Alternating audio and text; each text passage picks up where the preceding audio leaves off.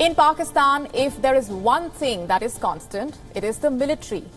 Regimes come and go, but the military reigns forever. Taking on the army has never ended well for anyone, and it looks like Imran Khan learnt it the hard way. The long-standing tiff over the appointment of the new spy master has finally ended. Imran Khan has finally bowed down to the military. Islamabad has a new ISI chief, handpicked by the Pakistan military. Just for context here, where did this tiff start? On the 6th of October, the Pakistan Army announced a high-level shuffle. The ISI chief, Lieutenant General Faiz Hamid, was transferred to the Peshawar Corps.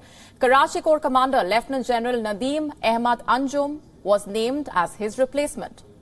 But while the military went ahead with its announcement, a new ISI chief cannot be named without the Prime Minister signing off. And this is where Imran Khan tried to assert himself. He refused to sign off the new appointment, citing quote-unquote technical issues. The matter dragged on for over 2 weeks. Imran Khan managed to sit on the appointment, but this dilly-dallying did not quite work out for Pakistan Army Chief General Bajwa. He met the Prime Minister multiple times. He even visited the ISI headquarters last week. So why was the Pakistan Prime Minister taking on the military? It looks like Lieutenant General Faiz Hamid was Imran Khan's preferred choice. Reports suggested that Faiz Hamid was a key supporter of the government. So clearly, Imran Khan was not on the same page with the military over the appointment. But if there is something that the Prime Minister did not know, it is that you cannot win against the military in Pakistan. The army is all-powerful in Islamabad. It holds a prominent role in the country's politics. Since 1947, it has staged 3 coups in the country. The army chief is often known as the most powerful person, even above the Prime Minister in some cases. Their financial clout means they can do what they want, and no one, even the civilian government, can control them. So taking on Bajwa did not quite end well for Imran Khan. He had to finally bow down to the old generals. The government may try and downplay the rift, calling it a part of the bureaucratic process. But the truth is that Imran Khan is just not powerful enough. The country remains battered by several crises. The opposition leaders are coming down heavy on him. And Imran Khan knows he cannot survive without the support of the army. So in the end, it looks like he learned his lesson the hard way.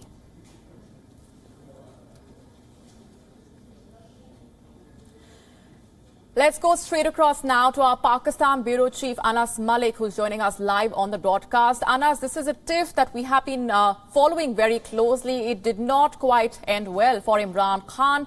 What is the latest that you have at this point? Well, Molly, the latest is that the Pakistani Prime Minister's office has now confirmed the appointment of Lieutenant General Nadeem Ahmed Anjum as the new DG ISI. This after consultations. Today, the Pakistani Army Chief General Qamar Javed Bajwa met the Pakistani Prime Minister Imran Khan, and after a round of consultations, the name was agreed upon. Now, the Pakistani Prime Minister's office's press release states that the Pakistani Prime Minister interviewed all of the candidates that was as per criteria under the names that were sent by the Ministry of Defence. And after consultations, the name of Lieutenant General Nadeem Ahmed Anjum was finalized. Now, what is to be noted is that there was a rift that was ongoing, an apparent rift, which was tried to be, which the Pakistani government was tried to downplay because they said that there were some procedural issues with regards to the appointment. Because remember, on the 6th of October is when the Pakistani military's PR wing had issued a statement saying that Lieutenant General Nadeem Ahmed Anjum is to be the new DG ISI or Pakistan's spy master. But we saw that soon after that, we saw rumors afloat in Islamabad, and then they made it to mainstream as well that there were some problems with the notification and that the Prime Minister had refused to sign the notification, citing technical issues. It was then confirmed by the Pakistani Information Minister. We saw a lot of talks, a lot of bouts of meeting, and finally the name has been agreed upon, and it's the same name that was announced by the military earlier. Molly? Right, we're leaving it there for the moment. Anas, thanks very much. Also on the broadcast with us is former Indian High Commissioner to Pakistan, Sharad Sabharwal. Thanks very much for speaking with us. Just to set things straight, despite all that political posturing that the Prime Minister attempted, he has, in fact, had to surrender to the army. Is this looking like a humiliating moment for the Pakistan leader?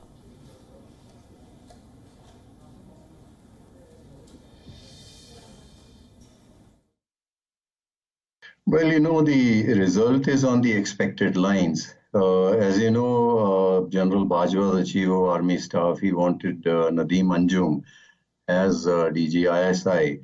But then a little problem had developed in between. He apparently had discussed the name with the Prime Minister as part of other appointments of the army, which are generally made by the Chief of Army Staff. The government has nothing to do with them.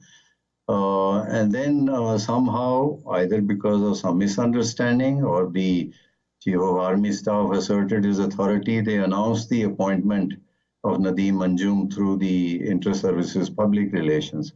That's where the Prime Minister objected. Now, the Prime Minister has got a face saver. A face saver in that a summary was sent to him with a few names, 3 names, I think. Then he met those officers, and then in the end he chose Nadeem Anjum, who was the choice of General Bajwa anyway. So I think overall Bajwa has got his way. The Prime Minister was given a little face saver. And in terms of civil-military equation in Pakistan, we are where we were. There is no change at all in my view. And in the backdrop of those protests by the TLP, the government in any case has been under a lot of pressure. So the timing of this decision is also quite interesting.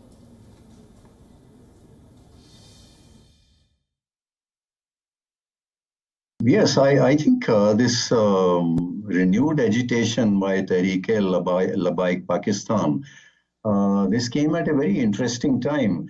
As you know, this is a Sunni Barelvi extremist organization which has been agitating from time to time. It came to prominence when it supported the assassin of former Punjab Governor Salman Taseer, who was a Barelvi. And then, it has agitated from time to time. It was used by the army, in fact, to pressurize the PMLN government, then headed by Prime Minister Shahid Khaqan Abbasi in 2017. And the government had to sacrifice its law minister, make a compromise to make them withdraw their agitation. At that time, Nadeem Anjum, who was working at a lower capacity in the ISI, was seen as active behind the scenes. And when those people left, the army personnel were seen handing over some money to them, supposedly, traveling allowance to go back to, or traveling fare to go back to their homes. But there were always suspicions, and they have persisted that the ISI backed that agitation. It was banned. It is a proscribed organization, and yet it revived the agitation recently. So pressure was mounting on the government. There was a notice they had, halted their march on Islamabad for 2 days. And therefore, that may have acted also in bringing Imran Khan around to accepting Bajwa's nomination, which I have no doubt, even if this agitation were not there, in the end, he would have, gone along with the choice of the Chief of Army Staff. He had no choice. Right, and in the backdrop of the earlier positions that the new ISI chief has already held, and given the present rise in terror attacks in Jammu and Kashmir recently, would this new appointment have any impact, according to you, on India's security challenges?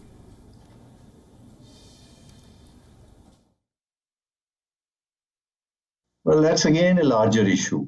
It's not a question of personalities, whether it's Faiz Hamid or Nadeem Anjum in ISI. It's the overall policy which is pursued by the Pakistan Army. And it seems what has happened, you have seen this, heightened violence in recent weeks. Both on the line of control, there is a standoff, between our security forces and some terrorists who are hiding in a forest in the Punch area. And then there have been some killings of civilians and so on. What seems to have happened, there are two factors that are playing a role here in Pakistan becoming a little more active in Kashmir. First, they feel a little more comfortable on the Afghanistan front, which they were not earlier. Things were in a flux before the Taliban victory, and they didn't know where they would go. So they wanted to keep things quiet here. The second also is that there was a degree of thaw when the LOC ceasefire was restored in February this year, reportedly because of some back-channel contacts between the intelligence agencies of the two countries. But thereafter, the process didn't move forward because Pakistan government announced import of 3 items from India and then cancelled that within a day. They said trade couldn't move forward without resolution of Kashmir.